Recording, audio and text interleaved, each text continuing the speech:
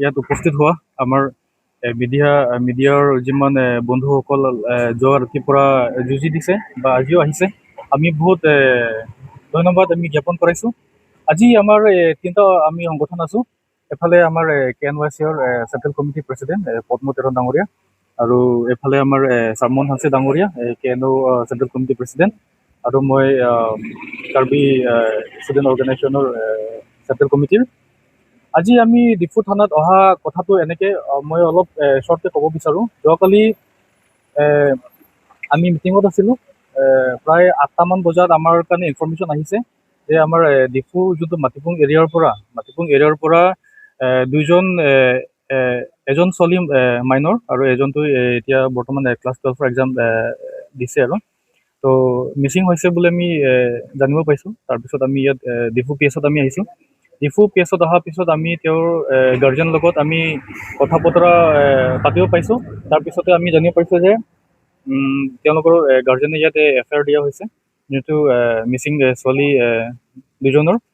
তাৰপিছতে কথা বতৰা পতাৰ পিছত আমি আমাৰ ডিফুৰ আমাৰ এডিশ্যনেল SP ক্ৰাইম ছাৰ কাৰণে আমি জনাইছোঁ বৰ্তমানটো বিষয়।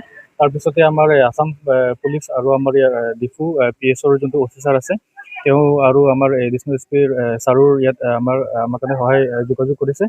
তাৰ পৰা আমি আকৌ ৰাতি প্ৰায় 12 বাজিমান আমি আকৌ জানিব পাৰিছোঁ যে যোনটো দুজন ছোৱালী মিচিং হৈছিলে ৰেস্কিউ কৰা হৈছে, আৰু এই 3জন মানুহ যোন নৰ্থ ইণ্ডিয়াৰ পৰা আহিছে ইয়াত দিল্লীৰ পৰা অহা 3জন ল'ৰাৰ কাৰণে ইয়াতে তেওঁলোকে এৰেষ্ট কৰা হৈছে আৰু ৰিকভাৰী কৰিছে বুলি আমি জানিব পাইছোঁ। তাৰপিছতে আকৌ আজি আমি অহা কথাটো এইটোৱে, যোনকেইটা 2জন ছোৱালী আৰু 3জন যুৱকক আজি ইয়াত ডিফু থানাত অনা হৈছে।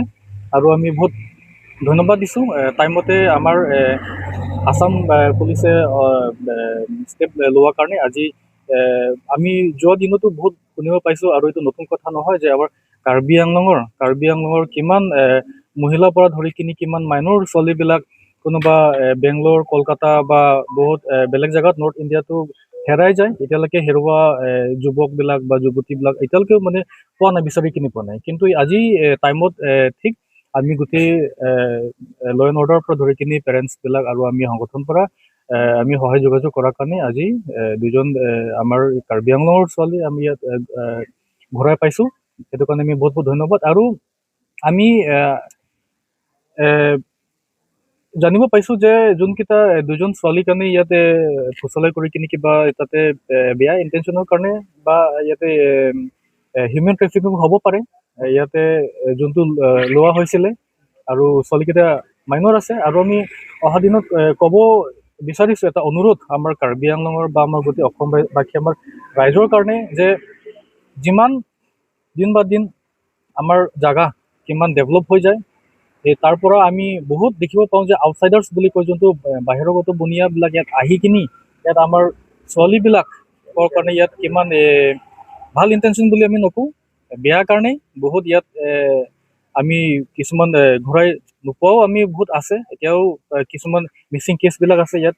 যিমান দিন বা দিন জেগা ডেভেলপ হৈ যায় তেতিয়া মানে বাহিৰৰ পৰা আহি মানুহবিলাক ইয়াত বেয়া ইণ্টেনশ্যনত আমাৰ ইয়াত নিজৰ জেগাৰ এটা বদনাম নিচিনা হৈ যায়, আৰু ইয়াত কিবা বেয়া ইণ্টেনশ্যনৰ বহুত ইয়াত আমি কেছ যোৱা দিনত আমি দেখিব পাইছোঁ বা ছ'চিয়েল মিডিয়াত আমি জানিব পাইছোঁ। সেইকাৰণে আমাৰ এটা ৰিকুৱেষ্ট পেৰেণ্টছবিলাক কাৰণে যে ল'ৰা ছোৱালী হ'লেতো এটা পেৰেণ্টছৰ এটা দায়িত্ব আছে যে খালি স্কুল টিউশ্যন খালি অনা নিয়া কৰিব বা থ'ব যাব বা সেইটোৱে নহয়, খালি মানে পেৰেণ্টছ ক'লেতো নিজৰ ল'ৰা ছোৱালীবিলাক কাৰণে বহুত কথা নিজৰ মানে লগৰীয়া ফ্ৰেণ্ড হিচাপে তেওঁলোকে বহুত বস্তু জানিব লাগে আৰু এনেকৈ এৰি দিব নালাগে। আজিৰ দিনত কপাল ভাল কাৰণেহে আমি দুজন ছোৱালী আমাৰ কাৰ্বি আংলঙৰ আমি ঘূৰাই পাইছোঁ। বহুত এতিয়া মিচিং কেছো আছে, যোনকেইটা আমি ঘূৰাই নোপোৱাও আছে। সেইকাৰণে ৰিকুৱেষ্ট যে অহা দিনত কাৰ্বি আংলঙত এইটো একটা আমাৰ মেছেজ আমাৰ সংগঠনৰ পৰা যে অলপ চোৱা চিন্তা কৰে নিজৰ ল'ৰা ছোৱালীৰ কাৰণে। ঠিক আছে।